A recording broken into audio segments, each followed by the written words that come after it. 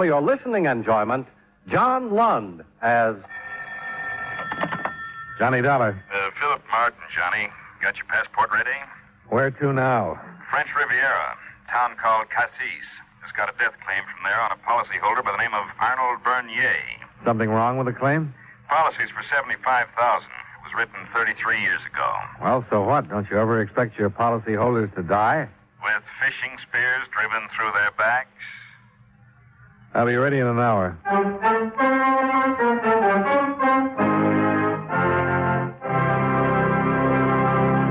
Hi, fellas. Care to join me in a quick look at the past? Okay, here goes. Back around 1890, Charles Dudley Warner, who was editor of the Hartford Courant, wrote in an editorial, "Everybody talks about the weather, but nobody does anything about it." Well, maybe no one did in 1890, but someone definitely has since then. Our United States weatherman. He's quite a busy gentleman who works for the Department of Commerce. His job is to read thermometers, barometers, anemometers, and other assorted meters which forecast weather conditions so the rest of us will know what to plan or what not to plan, like hanging out the wash or going to a baseball game. Information about weather conditions is also given to aircraft pilots and ship captains so they can plan their flights or cruises accordingly. Of course, they need more than just weather data, and the Commerce Department gives them what they need. For the pilots, the department issues aviation charts and maps and sees to it that air markers are laid out so that the pilots can find their way easily and safely. For the ship captains, the Commerce Department issues nautical charts and tide tables to indicate when and where it will be safe to navigate their ships. The department also inspects the ships to see that they're in perfect operating condition and issues licenses for the operating of the ships. So the next time you look up at the sky and wonder what kind of a day it's going to be, the thought might also cross your mind that many lives and valuable cargo carried by American planes and ships are depending on the United States weatherman who is also looking at the sky.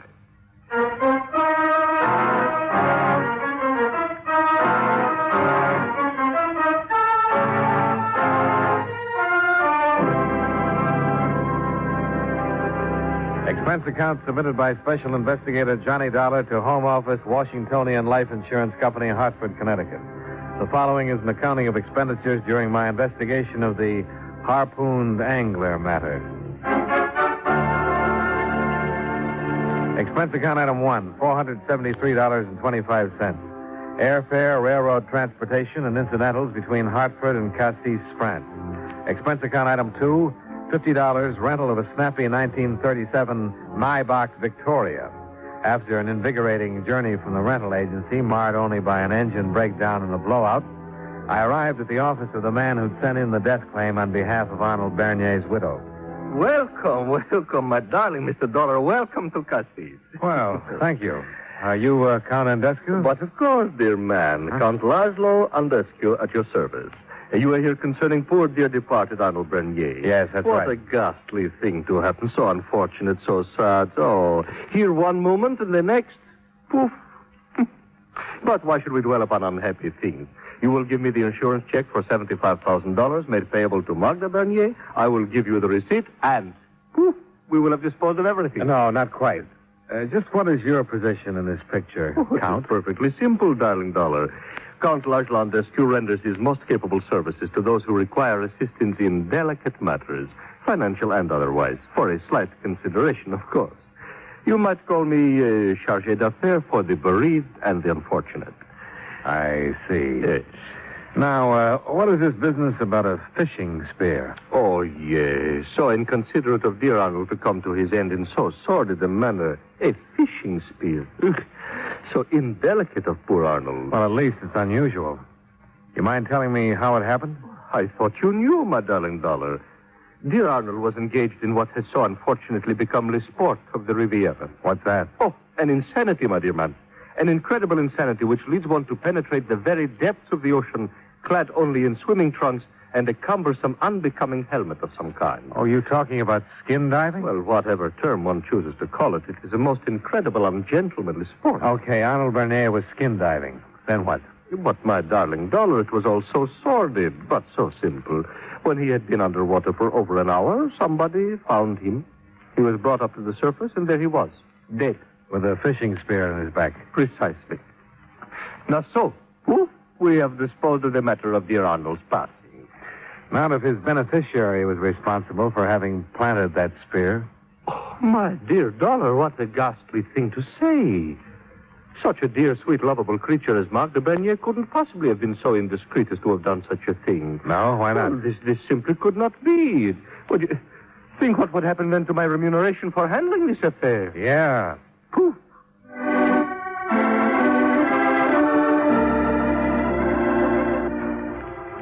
I left the good count and drove down to the Bernier villa to pay my respects to the widow. Her establishment was located on a bluff overlooking the Gulf de Leon. The scenery was magnificent. You are looking for me, Monsieur Dollar? If you're Mrs. Arnold Bernier. I am. Sit down, please. Thanks. A beautiful day, is it not, Monsieur? The sun so warm, the soft breeze so gentle and caressing to the skin. You're a sun worshiper, Mrs. Bernier? I worship all the things that are most worthwhile in life. Oh? Beautiful homes, luxurious furs, the delicate weight of perfectly matched pearls. You have expensive taste. Why should I not have? No reason, if you can afford them. It only requires money, Monsieur Dollar. Most people can't dismiss the word so easily. Most people are not Marc de Bernier. And Arnold was an excellent provider. I was wondering when you were going to come around to him. You think I should have mentioned my dead husband sooner? Sounds reasonable. But why? Well, you knew who I was when I arrived. That means Zandescu must have phoned you, so you know why I'm here. That is quite true. And you still don't think the subject should have come up sooner? Why should it? It is of no importance to me. What is it, your husband's death or my investigation of Both? it? Your husband was murdered, Mrs. Bernier. Aren't you interested in determining who did it? It would not give Arnold back his life. No, but it could affect yours if you were involved in it in some way. Rather fantastic conception, Monsieur Dollar. If you must pursue this pointless investigation, I suggest you obtain all your future information from the agent de police Inspector Larnier. Well, there's one thing I don't think he can tell me. No? What is that? How you really felt about your husband.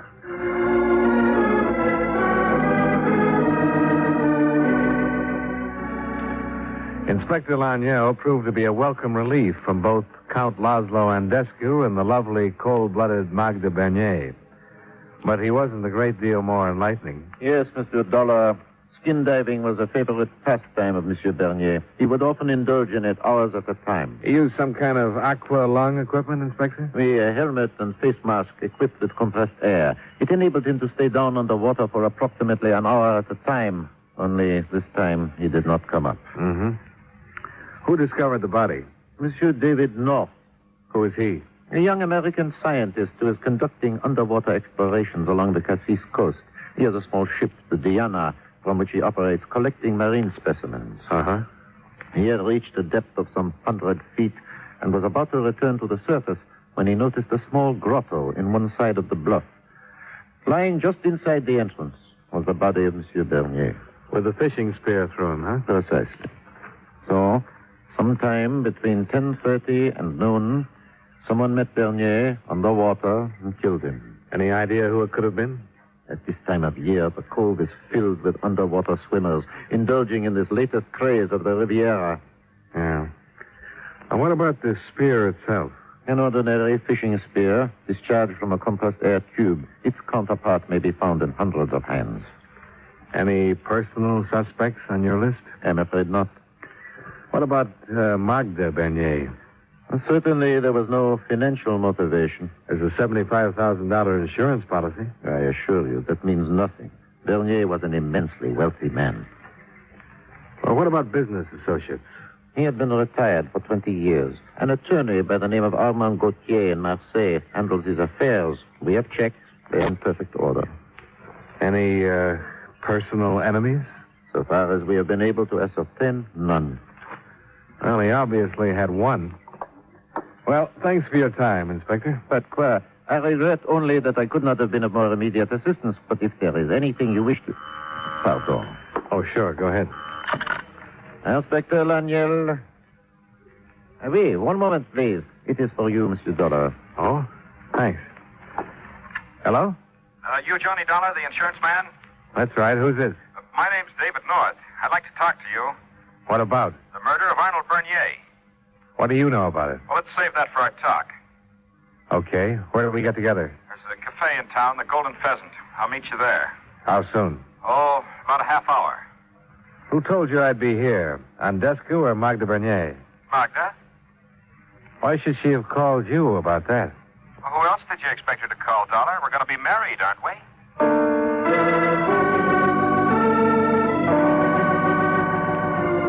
There were some half-dozen sailors and roustabouts seated around the Golden Pheasant, but no sign of anyone who might be an American marine scientist by the name of David North.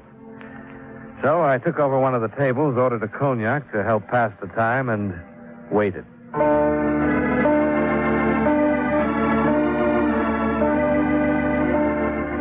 More than an hour had passed, and North still hadn't turned up. I was about to call it quits when the place was enlivened by a new arrival. Ah, Dollar! A magnificent coincidence which just... Oh, Antoine? A vermouth cassis. At once, s'il vous plaît. Yes, as I was saying, a simply magnificent coincidence. You do not mind, my darling Dollar, if I join you? You already have. So I have, yes. Which makes it all the more charming, does it not? Now so, you are here? I am here. We may now conclude our affair of business. You're talking about that insurance check? A trifling matter, I will confess, and somewhat boring. Nevertheless, it does concern money, and I dearly love money. It has so many uses, you know. What about the little matter of finding out who murdered Arnold Bernier? Oh, that. Whew, it is of no consequence now, which is why I have sought you out here. Oh, that's interesting. No, you presented a problem to me. And what does the magnificent Count Landescu do when he is faced with a problem? He solves it. Whew. You know who killed him? But of course. Who else could it be but that American David North? So, now you will give me the check. What makes you think it's North? It is so obvious, my darling Dollar. North has supplied the proof himself by his suicide. Suicide? Oh, did I forget to inform you how careless of me? But yes, they are fetching his body up from the bottom of the Gulf even now.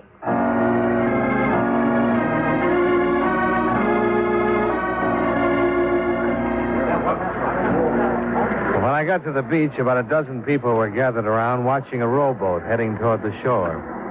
There were 3 men aboard, dressed in swimming trunks, one of whom I recognized as Inspector Laniel.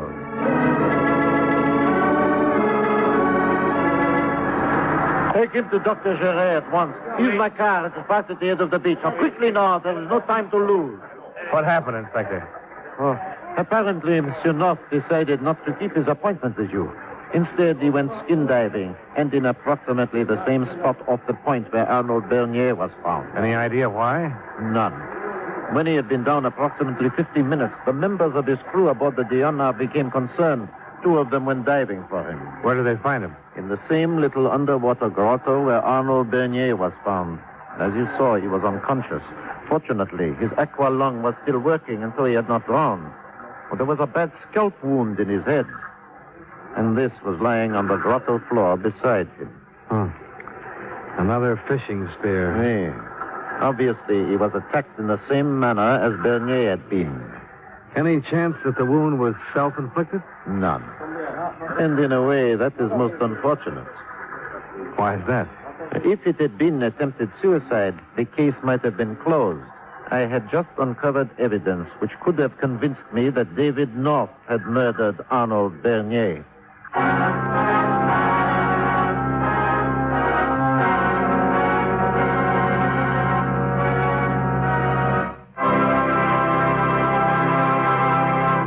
You know, many great men have attained the highest office in our land, the presidency of the United States. Can you guess the name of this man? In 1770, as one of the leading lawyers in Massachusetts, he defended the British soldiers who fired on civilians during the so-called Boston Massacre. His 4 years as president were perhaps the stormiest in our history, as he fought to keep America out of a war with France. But an official war against France brought George Washington out of retirement as commander of the Army and gave birth to the phrase, "Millions for defense, but not 1 cent for tribute." If you don't have his name by now, here are 2 more clues. During his presidency, Washington became the national capital, and the 11th Amendment was adopted. Who was he? John Adams, 2nd President of the United States. His life is part of your American heritage.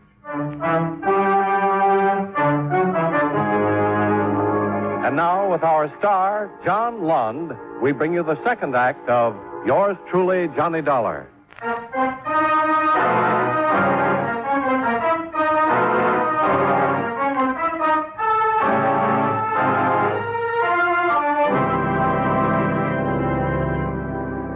We went back to Inspector Lanyell's office. And while we waited for David North to regain consciousness, Lanyell told me about the new evidence. It was revealed in a court order, Monsieur Dollar. David North's ship was being attached for non-payment of a debt he owed to Arnold Bernier. What debt was that? North had run out of funds in the port of Darien on the Red Sea, where he had been collecting specimens. And Destiu ran into him there, saw an opportunity to make a commission for himself, and persuaded Arnold Bernier to lend North the funds. How much was involved? Some $2,000. That's hardly enough for a man like Bernier to get so excited about. True. But if you compound the money with North's coming here and then becoming friendly with the lovely Magda... Oh, you figured a two-way motive then. By murdering Bernier, North saves his ship and gets the girl. Is it not logical, Monsieur Dollar? Well, it was before that little accident happened to North. Oui, but there is no need for us to concern ourselves with idle conjecture. When North recovers consciousness, he can himself inform us. Well, it might pay to conjecture about one thing meanwhile, Inspector. What is that, Monsieur? The whereabouts of Magda Bernier during the past couple of hours.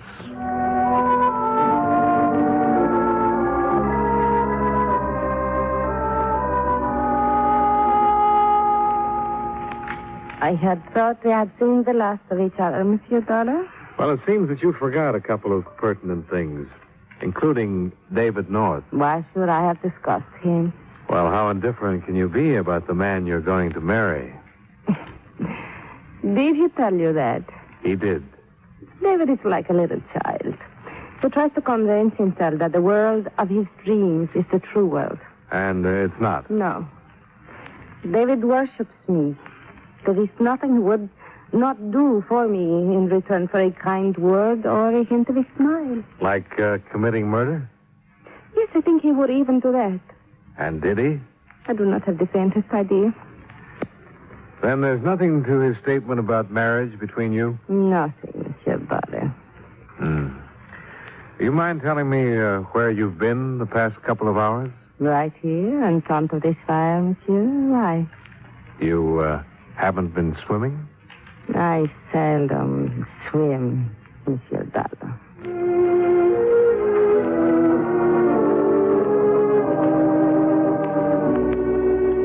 It was getting dark when I left the villa, and I thought I'd better find out if North was well enough to tell his side of the story before I closed up shop for the night. Inspector Lanyell was just leaving Dr. Girat's office as I drove up. Is that you, Monsieur Dollar? Yeah, that's right, Inspector. Well, did you learn anything from David North? No, Monsieur, and we never will. He just died.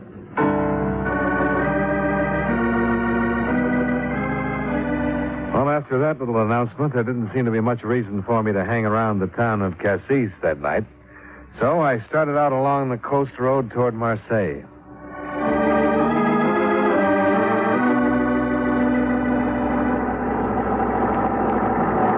A little way out of town, a gleaming black chauffeur-driven limousine swept by me.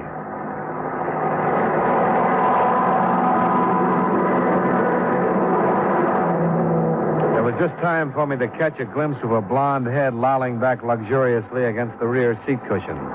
Then it turned a bend in the road ahead and was gone. There were several intriguing possibilities as to why Magda Bernier would leave her fire and head for Marseille.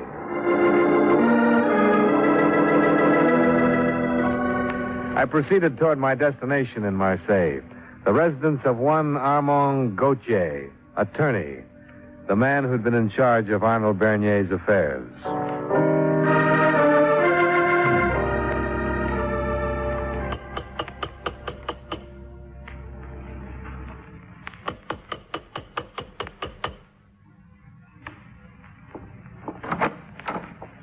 Oui?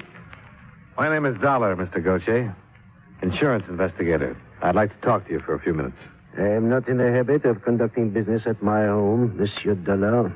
If you care to call my office in the morning, I am certain an appointment can be arranged. Magda Bernier might be happier if we talked right now. I do not comprehend your reference, monsieur. Well, would it help any if I told you that she was number one on the list of suspects in the murders of her husband and David North? Come in, please. Thanks. This way, please.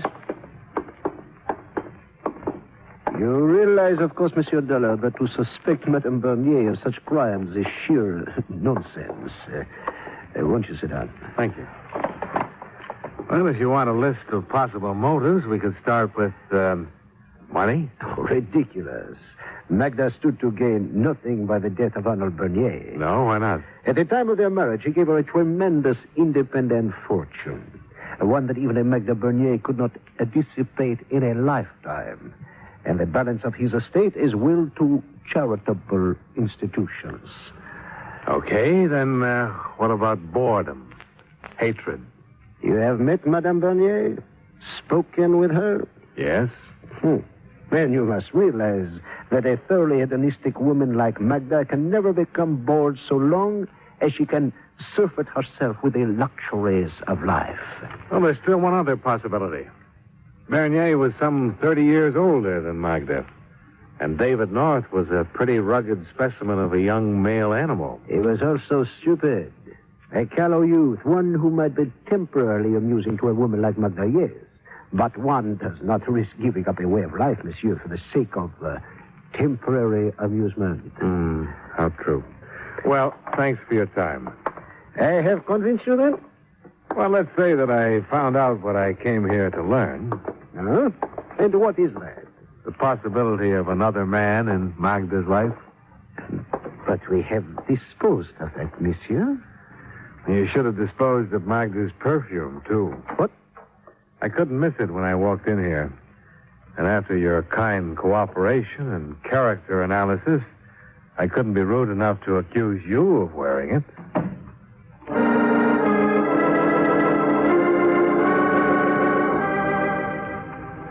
I do not understand, Monsieur Dollar.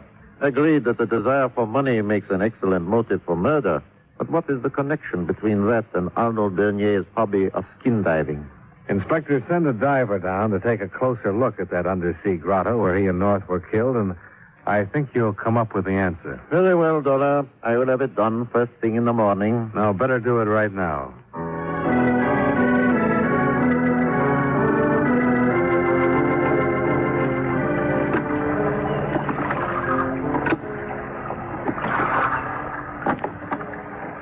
This should do it nicely, Dollar.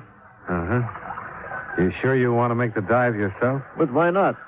I fancy myself rather efficient at the art, and if what you suspect is true, it might be best to keep it between the two of us. Okay.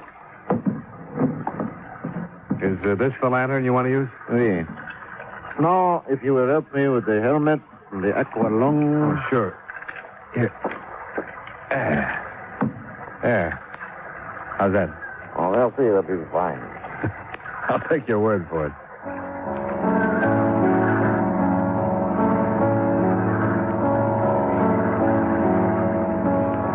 Laniel adjusted the rubber flippers on his feet, shrugged the helmet and aqualung more comfortably on his back and shoulders, and then slipped over the side.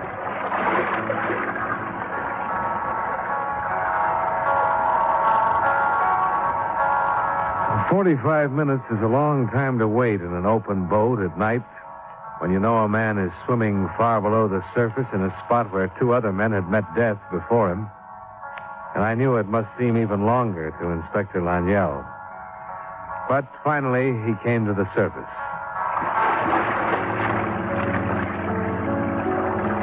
He held on to the gunwale of the boat with one hand and gave me a small wooden box with the other. A watertight wooden box marked marine specimens.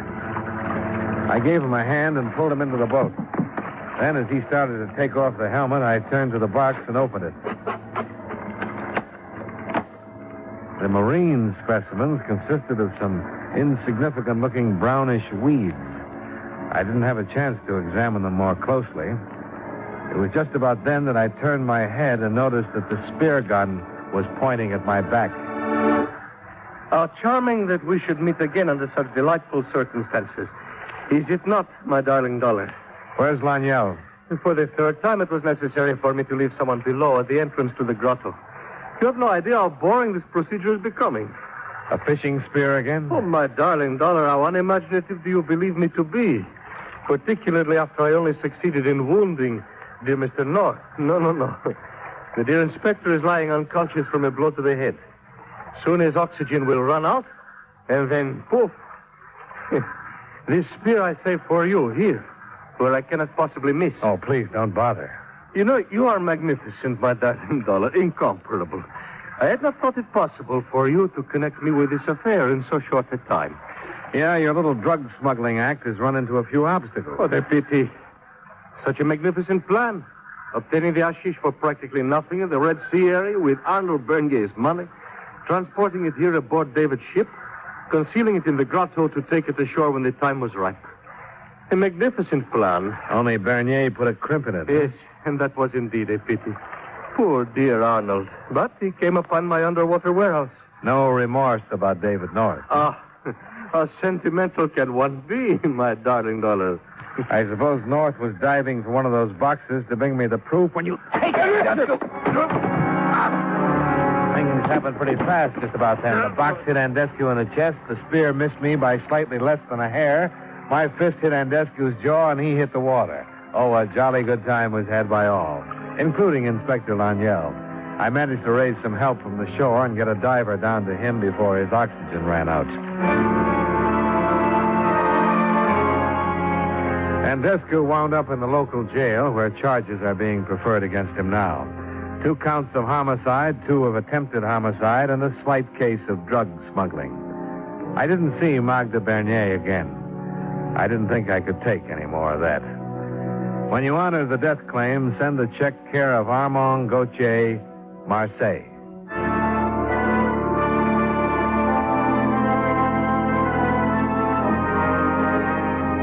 Expense account item 3, $27.65, hotel bill and miscellaneous. Item 4, $493, plane fare and incidentals back to Hartford. Expense account total $1,043.90. Yours truly, Johnny Dollar.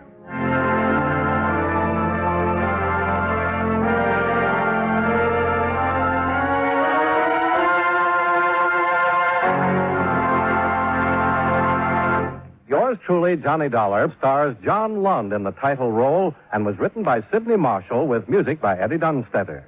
Featured in tonight's cast were Howard Culver, Larry Dobkin, Virginia Gregg, Edgar Barrier, and Lou Krugman. Yours truly, Johnny Dollar, is produced and directed by Jaime Del Valle.